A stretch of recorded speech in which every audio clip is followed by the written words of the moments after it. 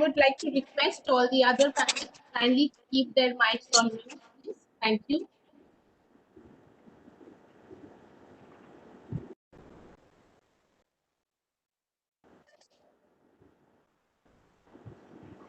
Hello, can you hear me? Hello? Yes, sir, we can hear you. मान्यवर उद्योग and वाणिज्य मंत्री श्री कवासी लखमा साहब, श्री मनोज पिंगवा, प्रमुख सचिव वाणिज्य और उद्योग विभाग श्री आर.के. विज, अतिरिक्त पुलिस महानिदेशक श्री संजीव त्रिपाठी, पूर्व रॉ प्रमुख एवं think tank member FICCI CASCADE Shri Pradeep Tandon, chairman FICCI Chhattisgarh state council, अतिथिगण एवं मित्रों, मेरा आप सभी को प्रणाम। पिछले 5 महीने पूरी दुनिया के लिए बहुत ही संघर्षपूर्ण रहे हैं। कोविड-19 महामारी ने पूरे विश्व में डर का माहौल पैदा कर दिया है। इस बीमारी से विश्व की अर्थव्यवस्था, समाज, व्यक्ति सबके लिए बहुत भारी पड़े हैं। अगर अभी की बात करें तो 25 मिलियन से ज्यादा दुनिया भर में केसेस हैं और भारतवर्ष में भी 3.5 मिलियन के करीब केसेस हो गए हैं। इस बीमारी का आर्थिक नुकसान बहुत गंभीर है और मैं कितने समय तक ये रहेगा इसका अनुमान लगाना बहुत मुश्किल है। पुरानी ऊंचाइयों को छूने के लिए विश्व को पता नहीं कितना समय लगेगा, भारत को कितना समय लगेगा, ये सब एक अंदाजे की बातें हैं क्योंकि ये महामारी का दौर अभी चल रहा है। सारी अर्थव्यवस्था दुनिया की इस महामारी से पहले एक दूसरे पर बहुत निर्भर थी। कोविड-19 के चलते हुए इस अर्थव्यवस्था की सप्लाई चेन में बहुत सारी रुकावटें आई और इन रुकावटों के कारण सब देश सोच रहे हैं कि हमें आगे कि कैसे चल के अपने अपने देश की अर्थव्यवस्था और समाज को संतुलित बना के चलने की आवश्यकता है। इसी चीज को मद्देनजर रखते हुए प्रधानमंत्री श्री नरेंद्र मोदी जी ने वोकल फॉर लोकल के लिए देशवासियों को संगठित और उत्साहित करने के लिए कहा है। मुझे पूरा विश्वास है कि छत्तीसगढ़ के प्रभावी मुख्यमंत्री एवं उद्योग मंत्री जी के दिशा निर्देश से छत्तीसगढ़ के स्थानीय उद्योगों को और भी ज्यादा प्रोत्साहन मिलेगा और राज्य और राष्ट्रीय सरकारों के संयुक्त प्रयास से वोकल फॉर लोकल का सपना बहुत तीव्रता से पूरा होगा।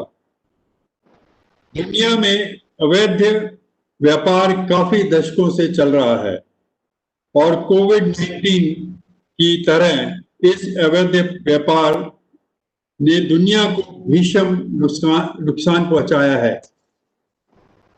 चाहे वो देश के कोष का नुकसान हो, समाज की स्थिरता का हो, चाहे वो हर व्यक्ति की सुरक्षा का हो, ये सब अवैध व्यापार और व्यापारी जो इसमें लगे हुए हैं वो हर देश को नुकसान पहुंचाते हैं। यहाँ तक है कि इन्होंने किसी भी देश को आज तक नहीं छोड़ा है। आज अगर आप अनुमान लगाएं तो इसके डिफरेंट अनुमान हैं। $600 बिलियन से भी ज्यादा लोग कहते हैं इससे नुकसान होता है। जब हर देश इस समस्या से तहस है तो देश के राज्यों पर इसका असर पड़ना स्वाभाविक है। मुझे छत्तीसगढ़ के सुरक्षा बलों पर गर्व है। इन सब ने नक्सलवादियों के साथ उनके प्रकोप का बहुत समय समय पर सामना किया है और उनको झेलना पड़ा है। ये अपने आप में बहुत ही बड़ी समस्या है जिसको इन्होंने निडर और सक्षम तरीके से सामना किया है। इन सब का एकजुट होकर नुकसान को कम से कम रखना बहुत ही सराहनीय है। हमेशा हानिकारक तत्व को मुंह तोड़ जवाब देना इनकी आज तक खासियत रही है। इस साल में भी अगर आप देखें तो राज्य के प्रवर्तन बल ने बहुत वस्तुएं पकड़ी हैं, जिसमें अवैध शराब, सिगरेट, सैनिटाइजर, नशीले पदार्थ भारी मात्रा में जब्त किए हैं। इस सब के साथ यह बात सच है कि अवैध व्यापार करने वाले लोग इस कठिनाई के समय को एक सुनहरा अवसर की तरह देख रहे हैं। ये लोग जानते हैं कि इस समय सबकी निगाहें और कोशिश कोविड-19 को रोकने में लगी हुई है और शायद सोचते हैं कि सुरक्षा बल इनको कुछ ढील दे देंगे। हम सबको मालूम है कि ये सोच सच्चाई से बहुत दूर है। मुझे विश्वास है कि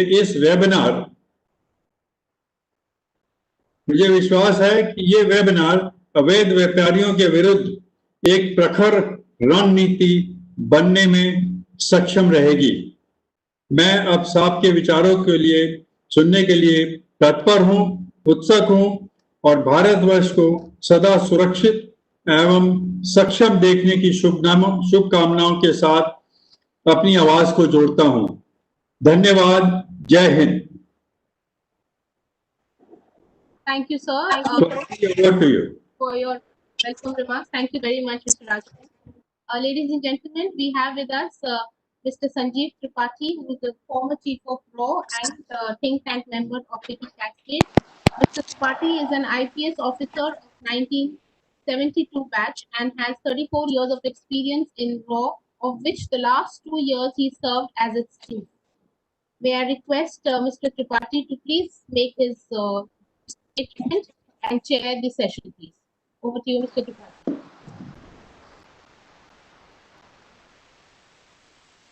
थैंक यू स्वाति। इस वेबिनार में उपस्थित सभी लोगों को मेरा सादर नमस्कार। सब एम आई ऑडिबल? आ रही है आवाज? Hello? Yes, sir. Yes, sir. सबसे पहले मैं फिक्की कास्केड को इस महत्वपूर्ण विषय पर इस वेबिनार के आयोजन के लिए कॉम्प्लीमेंट करना चाहूँगा। वास्तव में फिक्की कास्केड पिछले कई वर्षों से अवैध व्यापार, जिसमें स्मगलिंग और काउंटरफिटिंग भी शामिल है, इसके दुष्परिणामों से जनता को जागरूक करने तथा अवैध व्यापार को रोकने के लिए इसने एक मुहिम चला रखी है और इसके लिए ये सचमुच प्रशंसा और बधाई के पात्र हैं। अपने इस उद्देश्य की पूर्ति के लिए फिक्की कास्केड न केवल दिल्ली में अंतर्राष्ट्रीय, राष्ट्रीय, क्षेत्रीय स्तर पर कॉन्फ्रेंसेस, सेमिनार्स और अन्य कार्यक्रम आयोजित करता है, बल्कि विभिन्न राज्यों में भी इस विषय में कार्य कर रहा है। और आज का जो ये वेबिनार है, ये इसी की एक कड़ी है।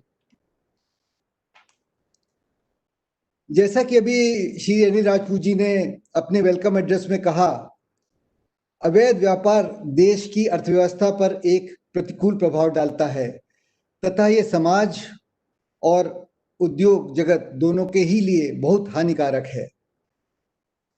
चाहे वो लॉस ऑफ गवर्नमेंट रेवेन्यू हो, लॉस ऑफ जॉब्स हो, लॉस टू इंडस्ट्री हो, पब्लिक हेल्थ पर दुष्प्रभाव हो या टेररिस्ट फाइनेंसिंग हो, इन सभी क्षेत्रों में अवैध व्यापार की प्रमुख भूमिका रही है। अतः इसके विरुद्ध कारगर कार्यवाही करना अत्यंत आवश्यक हो गया है। ऐसे समय में जब कोविड-19 पैंडेमिक ने देश की अर्थव्यवस्था को बुरी तरह झकझोर दिया है, यदि अवैध व्यापार भी चलता रहा तो इस समस्या से निपटना और भी मुश्किल हो जाएगा। हम ये भी जानते हैं कि अगर हमारे देश को एक बड़ी ताकत के रूप में उभरना है तो हमें मिलिटरीली स्ट्रांग होने के साथ साथ इकोनॉमिकली भी स्ट्रांग होना होगा तथा इन क्षेत्रों में हमें आत्मनिर्भर बनना पड़ेगा।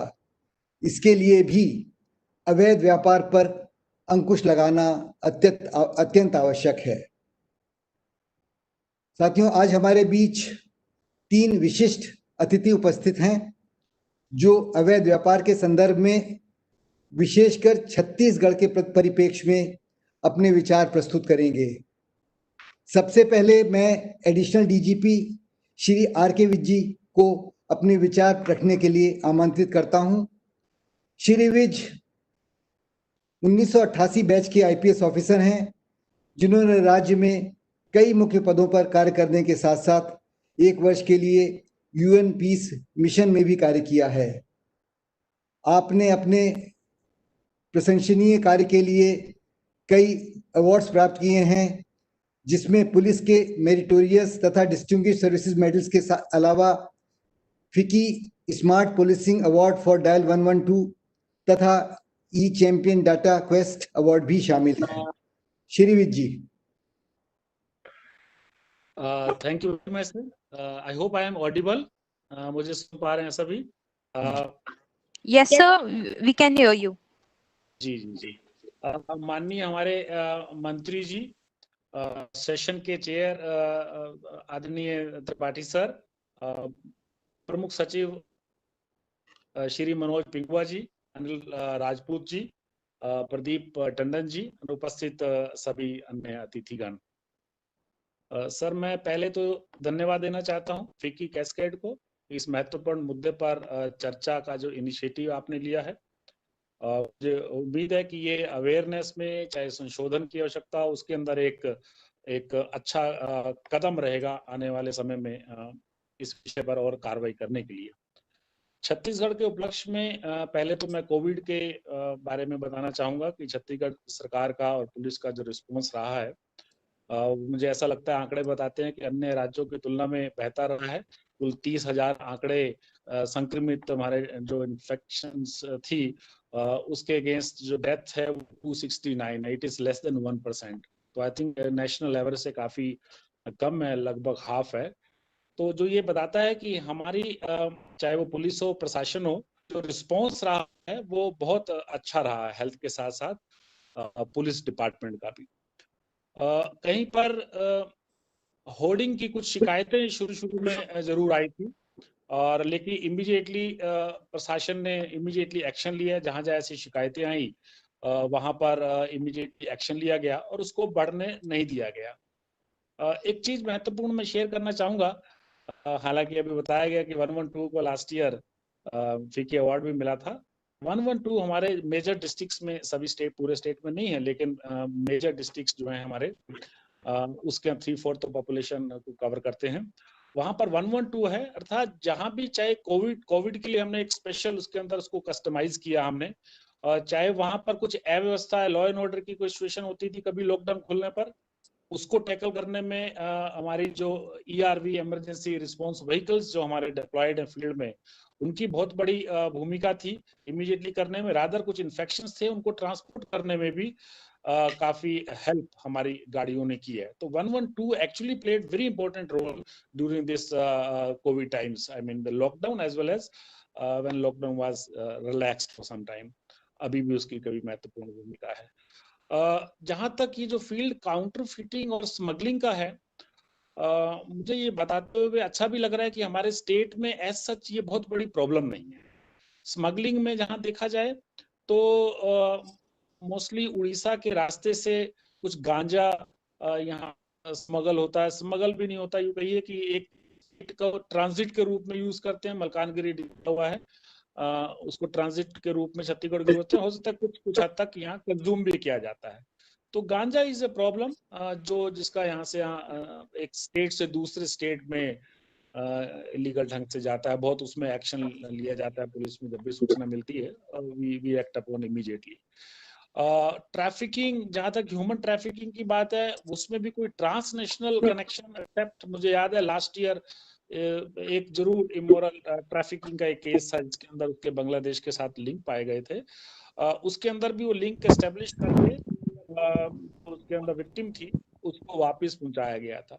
तो ट्रैफिकिंग की प्रॉब्लम एज सच नहीं है, लेकिन यस एक प्लेसमेंट एक्ट हमारी स्टेट गवर्नमेंट ने एक लोकल एक्ट जरूर बनाया, एक अधिनियम बनाया, लॉ बनाया है, जिसमें एक प्रावधान है कि कोई भी चाइल्ड लेबर को बाहर बिना अनुमति के नहीं ले जाया जा सकता, और उसमें विमेन को अगर मेजर है तो भी बिना अनुमति के बाहर किसी के घर पर काम करने के लिए नहीं ले जा सकता। तो ये बड़ा इंपॉर्टेंट रूल अधिनियम है, क्योंकि कई ऐसे कुछ प्रकरणों में पाया गया है कि हमारे आदिवासी इलाके से लोग काम करने बाहर जाते हैं तो वो एक्सप्लोटेशन के शिकार हो जाते हैं। लेकिन इस एक्ट के आने के बाद से काफी इस पे चेक लगा है, कम से कम डिस्ट्रिक्ट जो एडमिनिस्ट्रेशन है काफी एक्टिव रहते हैं, डिस्ट्रिक्ट एडमिनिस्ट्रेशन और पुलिस आपस में मिलकर इस पे नियंत्रण करती है। जो भी लोग इसमें रजिस्टर्ड रहते हैं they have to inform the authorities कि कौन जिले से बाहर काम करने के लिए जा रहे हैं, ताकि डोमेस्टिक हेल्प के रूप में किसी का एक्सप्लॉयटेशन बाहर ना हो। तो इस कोविड टाइम में, जबकि ये सारी गतिविधियां कोविड टाइम के पहले की हैं, कोविड से पहले या कोविड के बाद की बात हो या कोविड के दौरान की बात हो, ये हमेशा ही हमारा यहाँ पर फोकस रहा है। काउंटरफीट में करेंसी को हम जरूर सुना करते थे, ज्यादा ध्यान दिया करते थे, क्योंकि उसमें इकोनॉमिक्स इन्वॉल्व रहती है। मैं आपको बताऊं कि काउंटरफीट करेंसी में भी छत्तीसगढ़ में 30-40 केस, 30 to 40 केसेस हर साल रजिस्टर होते हैं। कोई बहुत इंक्रीजिंग ट्रेंड भी नहीं है, ऊपर नीचे होता रहता है ट्रेंड उसका, और उसमें इकोनॉमिक्स भी कुछ few lakh rupees are involve उसके अंदर। और जो उसमें मोडस ऑपरेंडी है, जो तरीका है, वो केवल नोट को फोटोकॉपी करके कोशिश करना उसको बेचना है। कोई भी ऐसा बहुत ही अच्छी क्वालिटी के मशीन से बनाए हुए नोट ऐसे मार्केट में आए हुए ऐसा भी नहीं पाया गया। तो ऐसा कोई ऑर्गेनाइज्ड गैंग यहाँ पर, कुछ इंटरस्टेट जरूर कुछ लोग काम जरूर करते हैं, ऐसे जरूर ऑर्गेनाइज्ड कुछ ग्रुप रहते हैं उड़ीसा से या झारखंड से लगे हुए एरिया के अंदर ऐसा प्रकरण पाए गए हैं। लेकिन कोई इंटरनेशनल रेमिफिकेशन का या कोई ट्रांसनेशनल कोई ऐसा दूसरे देश के साथ लिंक वाला कोई प्रकरण हमारा काउंटरफीटिंग का एज सच यहाँ नहीं पाया गया। पायरेसी के केसेस ऑफ कोर्स कुछ होते हैं, मैं लास्ट ईयर के आंकड़े देख रहा था, हार्डली 7 केसेस वर रजिस्टर्ड लास्ट ईयर, और उसमें भी जनरली म्यूजिक की सीडीज और कुछ इस टाइप की चीजें रहती हैं जो फिल्म इंडस्ट्री से जुड़ी हुई हैं, ताकि उसमें पायरेटेड चीजें ना हो। Intellectual property right, sorry, IPR के 7 केसेस वर रजिस्टर्ड लास्ट ईयर। तो कुछ केसेस ऐसे हैं, वो जैसे शिकायत आती है हम उसको एड्रेस बकायदा उसको टाइम टू टाइम करते रहते हैं। फिक्की के साथ मुझे याद नहीं आ रहा कि छत्तीसगढ़ की यूनिट के साथ कभी पहले बहुत डिटेल डिस्कशन हुआ हो, कभी कभी इंटरेक्शन होता रहा है। तो इसके अंदर हम आपका जो कंसर्न है वो शेयर करते हैं, चाहे उसके अंदर अवेयरनेस बढ़ाने की बात हो हमारे जो कंज्यूमर्स के बीच में हो, या पुलिस को भी कुछ नए चेंजेस जो लॉ चेंज हुआ हो उसके बारे में अवेयर करने की बात हो, या कुछ ऐसा इंडस्ट्री, कॉमर्स इंडस्ट्री को ऐसा लगता है कि कुछ लॉ में बदलाव करने की जरूरत है, तो दे आर ऑलवेज वेलकम। वो सजेशंस हम शेयर कर सकते हैं।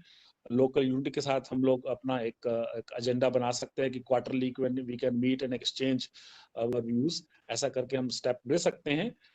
लेकिन मैं आपको इस बात का भरोसा दिलाता हूँ छत्तीसगढ़ पुलिस की ओर से कि छत्तीसगढ़ पुलिस पायरेसी और स्मगलिंग के बारे में दोनों विषयों पर काफी संजीदगी है, बहुत ही सीरियस है।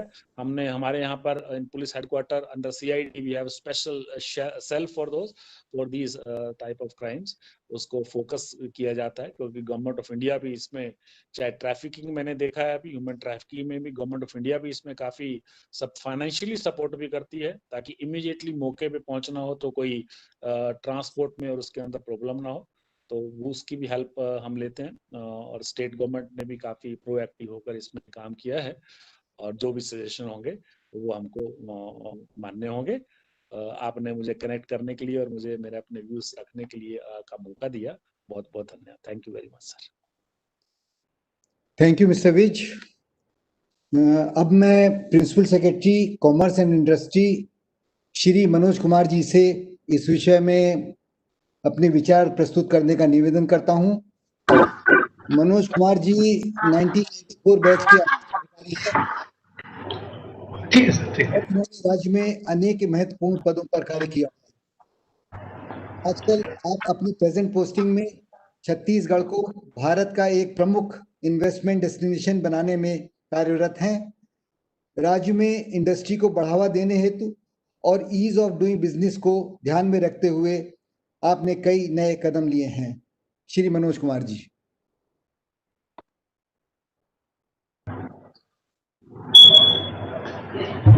सभी को मेरा नमस्कार। आज के इस कार्यक्रम के मुख्य अतिथि छत्तीसगढ़ के माननीय उद्योग मंत्री श्री कवासी लखमा जी, आदरणीय श्री राजपूत जी, श्री त्रिपाठी जी, विज साहब एवं सभी डेलीगेट्स जो आज के इस कार्यक्रम में हमारी आवाज सुन रहे हैं।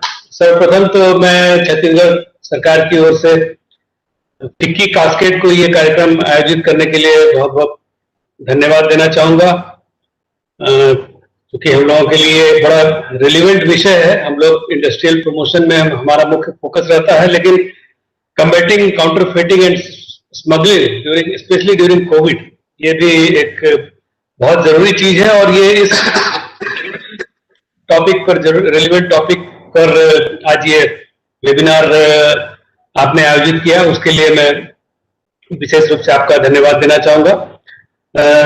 इस कार्यक्रम में मुख्य रूप से मंत्री जी पार्टिसिपेट करने वाले थे, लेकिन माननीय मंत्री जी के द्वारा मुझे भी इस कार्यक्रम में उपस्थित होने का निर्देश प्राप्त हुआ और आपसे अपनी बातें शेयर करने का मौका मिला, इसीलिए मैं माननीय मंत्री जी का भी विशेष रूप से धन्यवाद देना चाहूंगा। And as especially mentioned by my previous speaker, that vocal for local, it is a furtherance of this. Today's program is a furtherance of vocal for local, and I am sure that today's discussion will certainly give new insights on combating counterfeiting and smuggling in different states. As we all know, illicit trade in terms of counterfeiting, smuggling and piracy makes a vast global business, representing a multi-billion-dollar illegal industry that creates a significant drain in world economy. India's role as a global economic powerhouse is increasingly linked to its ability to ensure that right of business holders are protected with a strong rules and a strong enforcement of laws and regulations. As my colleague Viz Sahab clarified, if required, we would also suggest or propose if something comes to our notice कि यहाँ पर किसी law में किसी नियम में amendment की जरूरत है, तो we will definitely do that. And on the similar note, Government of Chhattisgarh is committed to produce products locally in furtherance of vocal for local and promote products to be used by other states and global market. We have focused approach promoting Make in Chhattisgarh and Bharat and promote several sectors and products which is relevant to state strength. With this fact, COVID-19 pandemic has unfortunately also highlighted the dangers posed by illicit trade. Even in Chhattisgarh, the buying and selling of products through online medium has reached to greater heights. But in some cases, it also gives consumers to think whether they are purchasing right products or not. They are confused. Products authenticity and certification is very important, as it not only creates image of the company who is producing, but also creates image of the state where the product is being manufactured. The state government's role becomes very critical to examine smuggling and piracy of products. Not only does illicit trade dent government exchequer, but also threatens local industries on which depends livelihood of many. To combat this challenge, coordination between central and state government and agencies, strengthening domestic manufacturing, addressing the demand and supply gap, and leveraging technology are needed to make a conducive environment free from illicit products. As part of Industries Department, we have developed e-Manik portal. It's a short form for e-marketing network of Chhattisgarh for buying of goods by state departments and organizations. With this, buyer can procure with confidence and seller can sell with confidence. Few features of this portal include list of products, online ordering and contract generation, greater transparency and speed of procurement, consistent purchase process, great transparency and ease of selling. I would also like to highlight that Chhattisgarh ranked among top achievers in ease of doing business in India, and strengthening and managing these activities will further boost ease of doing business and ease of operation in Chhattisgarh. I once again appreciate organizing such awareness session about the growing menace of counterfeiting and smuggling, which is eye-opener for us, and during COVID crisis, with various state government to address this issue with large deliberations. With this, I would like to conclude and thank FICCI for organizing this webinar and wish this webinar a great success. Thank you so much. धन्यवाद मनोज कुमार जी। अब मैं इस webinar के मुख्य अतिथि माननीय commerce और industry मंत्री छत्तीसगढ़ सरकार श्री कवासी लखमा जी से दो शब्द बोलूं मैं, ज्यादा नहीं बोलूं, विचार व्यक्त करने के लिए आमंत्रित करते हैं। बस्तर क्षेत्र के सुकमा जिले के रहने वाले हैं, जो कि एक पिछड़ा, रिमोट और माओइस्ट अफेक्टेड इलाका है। आप एक बहुत पॉपुलर लीडर हैं तथा 2003 से लगातार चुनाव जीतते आ रहे हैं। पिछली सरकार में आप डिप्टी लीडर ऑफ अपोजिशन थे और आजकल कॉमर्स और इंडस्ट्री मिनिस्टर के रूप में प्रदेश की आर्थिक प्रगति और उसके औद्योगिकरण की दिशा में कार्यरत हैं। आप अपने व्यस्त कार्यक्रम से समय निकालकर जो इस वेबिनार में सम्मिलित हुए हैं, उसके लिए हम सब आपके बहुत आभारी हैं। मंत्री महोदय, मेरे तरफ से राजपूत साहब को नमस्ते, त्रिपाठी जी आपको भी नमस्ते, हमारे प्रमुख सचिव सिंघवा साहब को भी नमस्ते, बिरसा साहब भी इस कार्यक्रम में जुड़े, उनको भी नमस्ते करता हूं। आज इस महत्वपूर्ण कार्यक्रम में हम लोग को जोड़े, ये नया कार्यक्रम है। इस नया कार्यक्रम जोड़ के आपसे सुन के, सब लोग का बात सुन के मेरे को अच्छा लग रहा है कि ये कार्यक्रम लगा के हम लोग को जोड़ने का काम जो किया है, इसलिए मैं बधाई देता हूं। आज हमारे छत्तीसगढ़ सरकार, छत्तीसगढ़ का मुख्यमंत्री माननीय भूपेश बघेल के नेतृत्व में जो भी काम यहाँ पर चल रहा है, लगभग 2.5 साल का सरकार है। 2.5 साल में हम लोग महत्वपूर्ण उद्योग विभाग में बदलाव किया है। 100% नौकरी देने का और फूड प्रोसेसिंग और सुदूर अंचल में सुकमा जिले से सरगुजा बस्तर तो हम लोग प्राथमिकता लेने का काम किया है। इसमें सभी प्रशासन के, हमारे मुख्यमंत्री के, हमारे सरकार के मदद के बिना नहीं हो सकता। आज हमारे स्मगल में सबसे ज्यादा उड़ीसा पास होने के कारण हमारे यहाँ मलकानगिरी जिला से, वो क्या नाम बोलते हैं,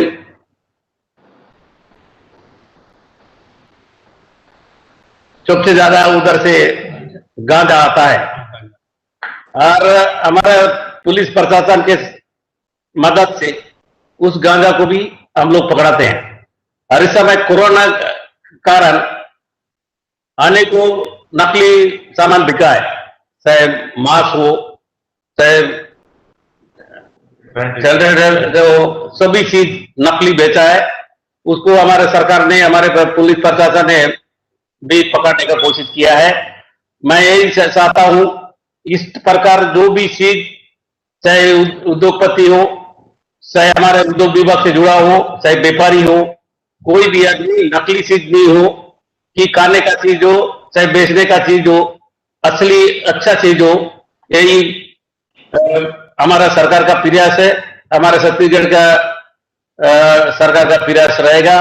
और सभी लोग मिलके इस काम को अगर मदद करेंगे, हम लोग तो उद्योग विभाग का उद्योग लगा सकते हैं, लेकिन उद्योग में क्या फायदा करता है, कौन नकली करता है, कौन असली करता है, उसको देखने का काम भी प्रशासन के अंदर भी, और पुलिस को ज्यादा जिम्मेदारी होता है, और पुलिस इसको पकड़े और नकली सामान और नकली प्रोडक्ट कुछ भी फायदा नहीं हो।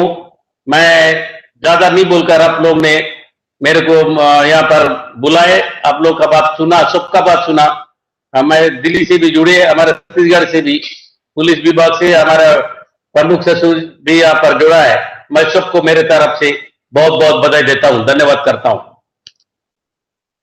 हो जाएगा।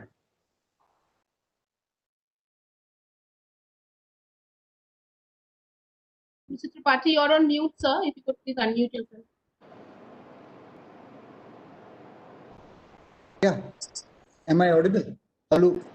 Yes, sir. We can hear you. धन्यवाद मंत्री जी। हमारे तीनों अतिथियों ने आज के विषय पर जो भी कहा है और जो भी विचार व्यक्त किए हैं वह अत्यंत महत्वपूर्ण हैं, और मुझे विश्वास है कि उन पर आगे क्रियान्वयन होगा तथा उचित कार्यवाही भी की जाएगी। वैसे तो कई बातें उभर के आई हैं समय इस वेबिनार के दौरान, लेकिन मैं इस संदर्भ में दो बातों को हाईलाइट करना चाहूंगा। पहला यह कि समस्या से इफेक्टिवली निपटने के लिए यह आवश्यक है कि राज्य में जितनी भी कंसर्न एजेंसीज हैं उनके बीच एक प्रॉपर कोऑर्डिनेशन यानी उचित समन्वय हो। इसके साथ साथ राज्य सरकार और प्रभावित उद्योग तथा राज्य और केंद्र सरकार के बीच में भी उचित समन्वय की आवश्यकता है। मेरे विचार से इसके लिए राज्य स्तर पर यदि कोई नोडल एजेंसी डेजिग्नेट कर दी जाए जो अन्य कंसर्न एजेंसीज तथा उद्योग के साथ इस संदर्भ में कोऑर्डिनेट करे, तो समस्या से निपटने में कुछ आसानी होगी। इसी तरह यदि केंद्र स्तर में भी कोई नोडल एजेंसी हो तो राज्य और केंद्र के बीच बेटर कोऑर्डिनेशन हो सकता है। मैं दूसरी बात ये कहना चाहूँगा कि इस मुहिम में जनता अर्थात कंज्यूमर का शामिल होना बहुत आवश्यक है, और इसके लिए उन्हें जागरूक करने का अभियान चलाना होगा। यह अभियान यदि स्कूल स्तर पर भी चलाया जाए तो यह अधिक प्रभावी होगा। अब हम एक 5-7 मिनट के लिए क्वेश्चन आंसर सेशन करेंगे। इससे पहले कि ऑडियंस से प्रश्नों को लिया जाए, मैं तीनों अतिथियों से एक एक प्रश्न करना चाहूँगा। मैं तीनों प्रश्न बता देता हूँ और उसके बाद अब तीनों वक्ताओं से उन पर संक्षेप में अपने विचार व्यक्त करने का निवेदन करूँगा। मेरा सबसे पहला प्रश्न एडिशनल डीजीपी श्री विज जी से है। प्रश्न है कि राज्य पुलिस इलिसिट प्रोडक्ट्स को डिटेक्ट करने और जो लोग इस इलिसिट ट्रेड में इन्वॉल्व हैं उनके विरुद्ध कानूनी कार्यवाही करने में कितनी सफल रही है, और इस दिशा में उसे किन अड़चनों का सामना करना पड़ रहा है। मेरा दूसरा प्रश्न श्री मनोज कुमार जी से है। राज्य में ऐसे कौन से सेक्टर्स या प्रोडक्ट्स हैं जिनकी काउंटरफिटिंग या स्मगलिंग होती है, और उन्हें रोकने के लिए सरकार की क्या रणनीति है। इस संबंध में क्या आपका प्रभावित उद्योगों से भी कोई कोऑर्डिनेशन है। और मेरा तीसरा और अंतिम प्रश्न माननीय मंत्री जी से है। राज्य सरकार अवैध व्यापार को रोकने के लिए तथा लोकल इंडस्ट्री को बढ़ावा देने के लिए क्या कदम उठा रही है, और इस दिशा में उसकी क्या रणनीति है। पहले मैं रिक्वेस्ट करूंगा श्री विज जी से, वो जी thank you sir, thank you for your question. Sir जहां तक इलिसिट ट्रेड की बात है, सर जैसे ही मैंने बताया सर, हमारे पुलिस हेडक्वार्टर में we have a separate cell for that. हम लोग डील करते हैं सेपरेट सेल के अंतर्गत कमिटेड अधिकारी हैं जो मंथली देखते हैं कि जिलों में क्या कार्रवाई हो रही है, और रिपोर्ट्स आती हैं काउंटर फीटिंग की हो, चाहे वो पायरेसी की हो और स्मगलिंग की हो, नेचुरली उनके ऊपर एक्शन जो है त्वरित लिया जाता है। लेकिन यस, ये बात सही है सर, जहाँ तक कुछ जो हीनियस ऑफेंसेस होते हैं, मर्डर, लूट, हमेशा ही ध्यान डाइवर्ट हो जाता है जब इस प्रकार के ऑफेंसेस होते हैं, तो पायरेसी और ये थोड़ा सा कहीं ना कहीं एक सेकंड प्लेस ले लेता है। तो मुझे लगता है बीच बीच में इन चीजों को थोड़ा सा हम लोग ज्यादा फोकस कर सकते हैं। और जैसा आपने कहा, अगर इंडस्ट्री के साथ हमारा कोऑर्डिनेशन कुछ इस प्रकार से होगा कि जो लैकूनास हमको बाकी स्टेक होल्डर्स अगर बताते हैं, जैसे आपने बताया, चाहे वो नोडल एजेंसी स्टेट से बने या पीएचक्यू लेवल पर, तो हमारा सेल है स्टेट, और जिसमें सभी लोग आपस में मिले, और अगर किसी को कमी दिखती है तो हम उसको डेफिनेटली दूर करें।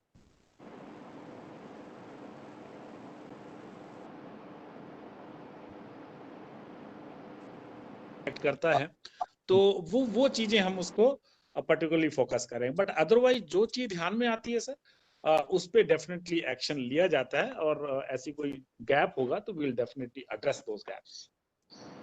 थैंक यू जी।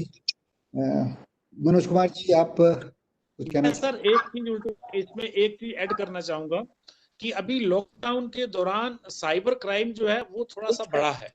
मैं आपको फिगर से बताता हूँ। लास्ट ईयर अगर 235 पूरे साल में हमारे रिपोर्टेड केसेस थे, registered rather I would say, अभी तक जुलाई में द नंबर इज 255।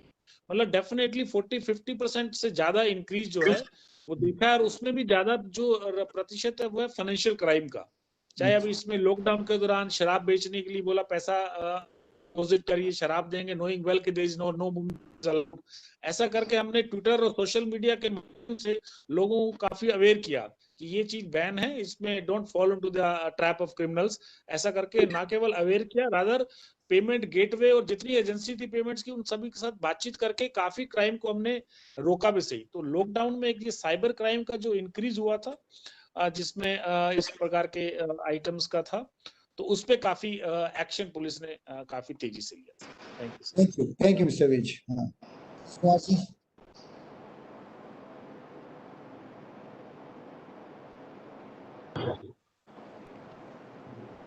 धन्यवाद त्रिपाठी साहब। और विज साहब ने जो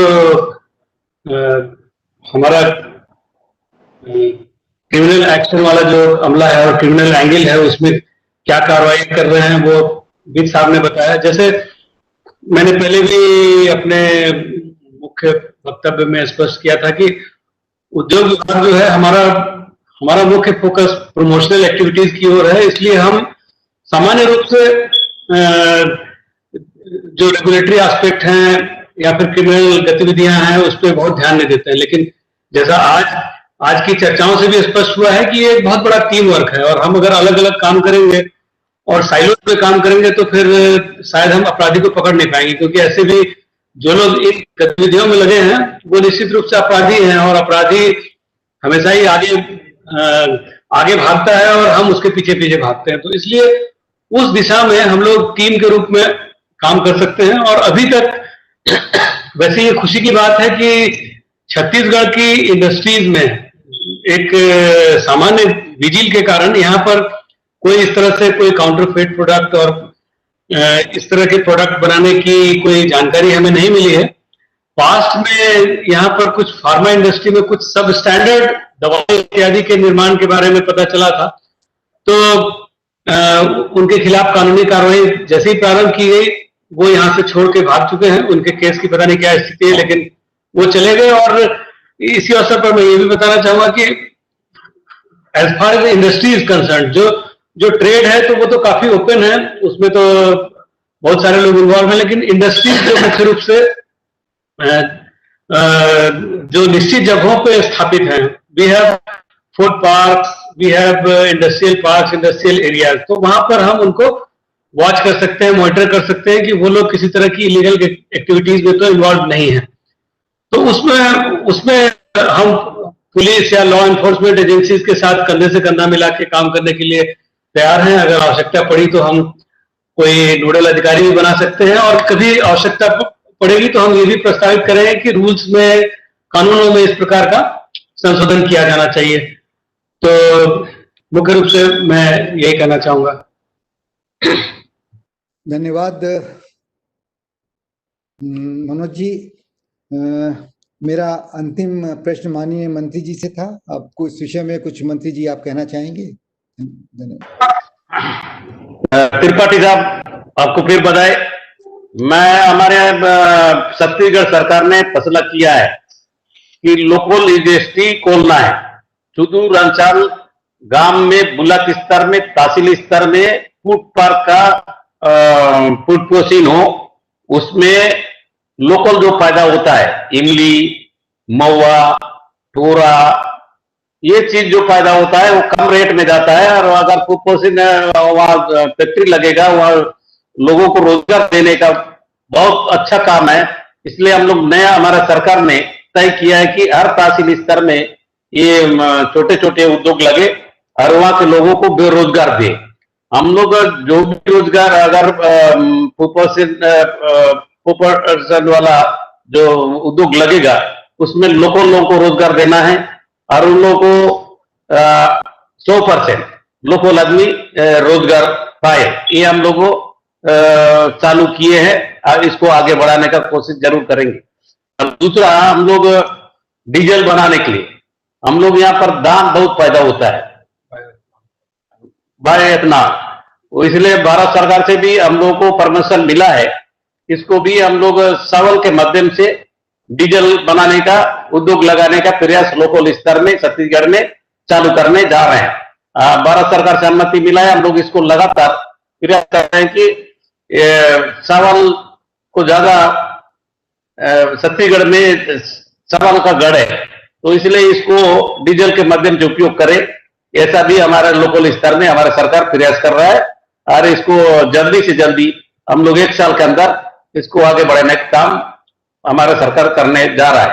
और गन्ना का भी फैक्ट्री हमारे यहाँ पास है, और जो किसान आदमी है जो गन्ना बोता है, उनको फैक्ट्री में अच्छा रेट मिले, उनको बोनस भी देते हैं। हमारा सरकार ने, छत्तीसगढ़ में हिंदुस्तान का पहला सरकार है, धान का भी राजीव गांधी किसान न्याय के माध्यम से यहाँ पर हिंदुस्तान में धान का रेट 2500 रुपए देने वाला हिंदुस्तान का पहला सरकार है छत्तीसगढ़ में। हम लोग अभी दे भी रहे हैं। तो ये हमारे लोकल उद्योग में और लोकल व्यापार में इमली, टोरा, महुआ, तेंदुपत्ता, ये सारे प्रोडक्ट्स को जो जंगल में जो पैदा होने वाला और जंगल में तोड़ने वाले, वहां का किसान, वहां के मजदूर, वहां के आदिवासी, वहां के गरीब लोगों को फायदा मिले, ऐसा हमारे सरकार का सोच है। धन्यवाद। धन्यवाद माननीय मंत्री जी। अब यदि ऑडियंस के कुछ प्रश्न हैं तो हम उनको लेंगे, और for that over to you Swati. Thank you. Thank you, sir. Before I take questions from the audience, Mr. Deep Chand, former Special Police Commissioner of Delhi and the advisor Vicky Cascade. Mr. Deep Chand एक question पूछना चाहते हैं। Sir, if you can unmute yourself and ask the question, please. Thank you Swati. My question specific, मेरा प्रश्न जो है विशेष तौर से विज साहब से है कि ये ठीक है कि पुलिस जो है बहुत सारे समय सिक्योरिटी, लाइन एंड ऑर्डर और क्राइम कंट्रोल में बिजी रहती है, परंतु जब हम इस अपने कंट्री को आगे ले जाना चाहते हैं इकोनॉमिकली, तो 5 ट्रिलियन इकोनॉमी बनना चाहते हैं वर्ल्ड में, तो हमें ये जो इकोनॉमिक क्राइम्स है उसके ऊपर थोड़ा ज़्यादा ध्यान देना चाहिए। और उसके लिए मैं जानना चाहता हूँ कि क्या हमारी कोई ऐसी स्कीम है कि हम अपने स्टाफ को सभी रैंक्स में इसके बारे में जो लॉ है, जो कॉपीराइट एक्ट है और ट्रेडमार्क एक्ट है और इनसे जुड़े स्पेशली छत्तीसगढ़ के अंदर कुछ ज्योग्राफिकल इंडिकेशन से संबंधित एक्ट है, उनके बारे में कोई विशेष ट्रेनिंग, अवेयरनेस का प्रोग्राम हम रख रहे हैं, क्या रखना चाहिए? और उससे Vicky cascade will always be interested, और हम हमेशा कोशिश चाहेंगे कि अगर आप एसोसिएट करें तो हम उसको बढ़ावा देना चाहेंगे, उसके लिए कोई वैल्यू एडिशन का प्रोग्राम करना चाहेंगे। तो मिस्टर विज से मैं पूछना चाहता हूँ।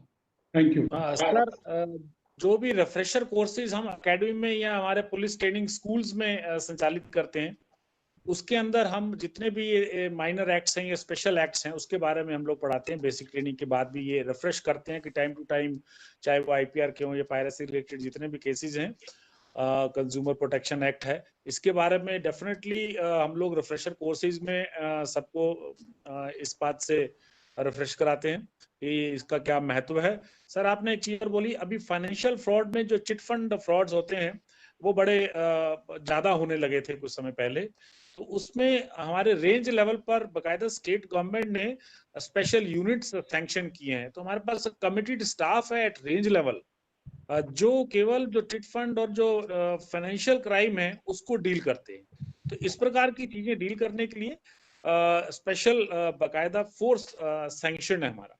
तो जैसा स्टेट की जैसी प्रायोरिटी, अगर जिस विषय पर ज्यादा क्राइम होता है तो डेफिनेटली फिर स्टेट गवर्नमेंट का रिस्पांस भी उसमें उतना अच्छा रहता है। तो हमारे इसके अंदर स्पेशल बकायदा कमेटीज हैं सर जिसमें काम होता है। और अगर ऐसा मुझे लगता है कि हम अभी और अगर फिक्की के साथ जो भी उनकी यहाँ लोकल यूनिट है उनके साथ इंटरेक्शन करेंगे और कहीं ऐसा लगता है कोई गैप है तो वो डेफिनेटली एड्रेस करेंगे उसको sir. Thank you Vishal. Thank you, sir. Sir, there's a question from the audience, and if I may read it out, please. It says that it is addressed to Mr. Vij, saying that, sir, there's a widespread availability of smuggled cigarettes in all big cities of Chhattisgarh. Sir, in Raipur city, it is almost universally available. Smuggled cigarettes are without Indian health warning on the packs, and as per Cigarette and Other Tobacco Products Act 2003, COTPA, trading in such packets is punishable for 1 year. So how can the police address this issue? That's the question we have from an audience. If you could kindly respond. Narcotics acts में it's a very strict act, और उसमें जो provisions हैं वो भी बड़े hard provisions हैं। उसमें कोई भी नेग्लिजेंसी होती है तो मुझे पता है कि उसमें इक्विटल भी बहुत जल्दी होता है। तो नारकोटिक्स को डील करने के लिए हमारे यहाँ स्पेशल हमारे स्टैंडर्ड ऑपरेटिंग प्रोसीजर बनाए हुए हैं। यहाँ पर डेफिनेटली बहुत बार ऐसे सेमिनार हुए हैं जिसके अंदर नारकोटिक्स में, चाहे जैसा आपने बताया टोबैको प्रोडक्ट हैं या कुछ टेबलेट्स हैं जो इलिसिट ढंग से बेची जाती हैं, इनकी सूचनाओं मिलने पर जब भी इंफॉर्मेशन मिलती है डेफिनेटली लोकल पुलिस इसमें काम करती है। अगर किसी को ऐसा लगता है, किसी का ये प्रश्न है कि कहीं कम कार्रवाई हो रही है, तो वो अगर थाने लेवल पर कभी काम नहीं होता तो उससे ऊपर सीनियर हैं सब डिवीजन लेवल पर या एसपी को दे शुड इन्फॉर्म। तो ऐसा कभी कभी हो सकता है किसी के द्वारा एक्शन ना लिया गया या जो लोग हैं उसमें सेटिस्फाई ना रहे हो, लेकिन डेफिनेटली जो narcotics and psychotropic substances act है उसको यहाँ इफेक्टिवली लागू किया जा रहा है। उसके अंदर किसी भी प्रकार की लापरवाही जो है वो बर्दाश्त की नहीं जाती। डिसिप्लिनरी एक्शन लिया जाता है अधिकारियों के खिलाफ अगर कोई एक्शन नहीं लेता। तो ऐसी कोई सूचना अगर किसी को लगती है तो they should pass on to senior officers, ऐसा मेरा कहना है। मैं एक पॉइंट बताऊं Swati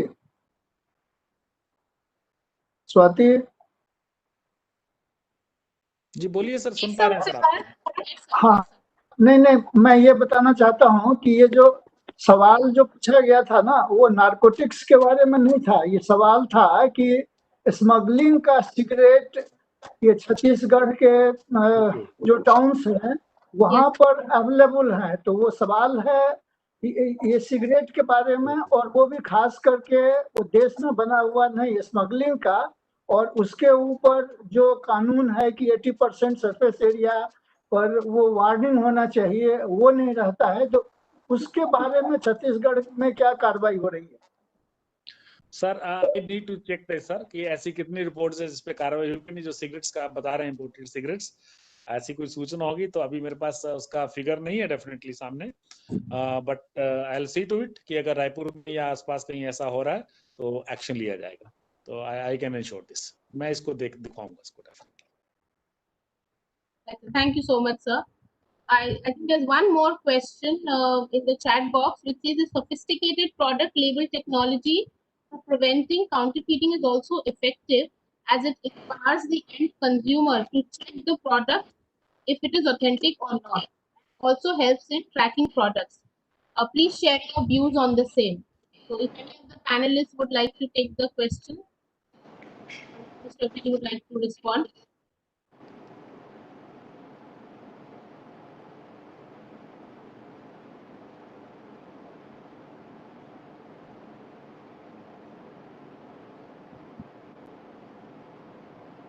I'm sure. I think we all agree that technology does help in addressing this menace if used effectively. And many of the leading brands are using various levels of technology. But counterfeiters are also smart. If you invent one technology, they will invent a superior. So yeah, I think continuous innovation is required in this area to deter and keep a step ahead of the counterfeiters.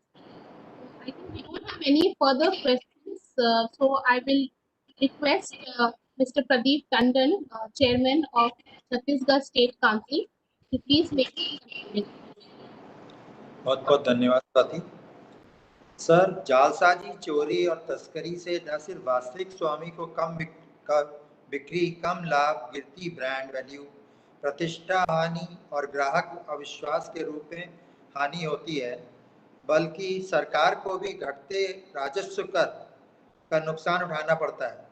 Sir, ऐसी गतिविधियों से सुरक्षा और स्वच्छता पर आंच आती है और मिलावट को बढ़ावा मिलने से स्वास्थ्य पर भी असर पड़ता है। इस दुष्प्रभाव को रोकने के लिए अनेक कठोर कदम उठाए जाने की आवश्यकता है। सर, जालसाजी, पायरेसी और तस्करी की जटिल समस्याओं के प्रभावी समाधान लागू करने के लिए सरकार और उद्योग जगत के बीच निकट सहयोग और इनोवेशन की आवश्यकता होगी। इस संबंध में आवश्यक सुधारों के लिए FICCI CASCADE, committee against smuggling and counterfeiting activities destroying economy ने विशिष्ट विधायी और नीतिगत सिफारिशें की हैं सर, जो भविष्य में नीति निर्माण में एक रोड मैप का काम कर सकती है। इन स्थितियों में निर्धारित आर्थिक संभावनाओं के दोहन के लिए एक ठोस आईपी संरक्षण और प्रवर्तन व्यवस्था को लाना जरूरी है सर। फिक्की कैस्केड इन महत्वपूर्ण लक्ष्यों को प्राप्त करने में सरकार की मदद के लिए तैयार है। इसके साथ ही मैं इस पुनीत कार्य के लिए आभार व्यक्त करना चाहता हूं माननीय वाणिज्य एवं उद्योग मंत्री छत्तीसगढ़ शासन श्री कवासी लखमा जी का, जिन्होंने महत्वपूर्ण विचार साझा किए और दिशा दिखाई। आईएएस अधिकारी वाणिज्य एवं उद्योग विभाग के प्रमुख सचिव श्री मनोज कुमार पिंगवा जी का, श्री आर.के. विज जी का, अतिरिक्त पुलिस महानिदेशक छत्तीसगढ़ शासन, और पूर्व राष्ट्रपति श्री संजीव त्रिपाठी जी के साथ साथ फिक्की कैस्केड के सम्मानित वैचारिक साथियों का, आप सभी का पुनः धन्यवाद।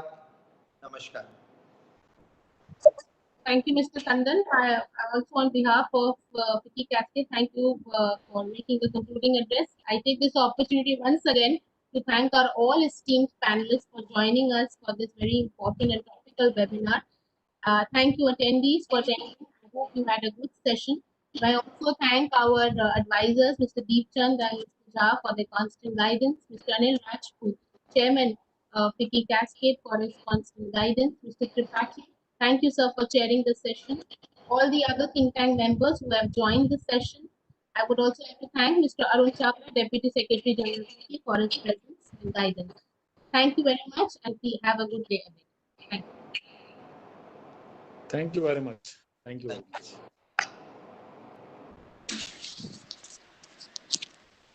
नमस्ते करते हैं।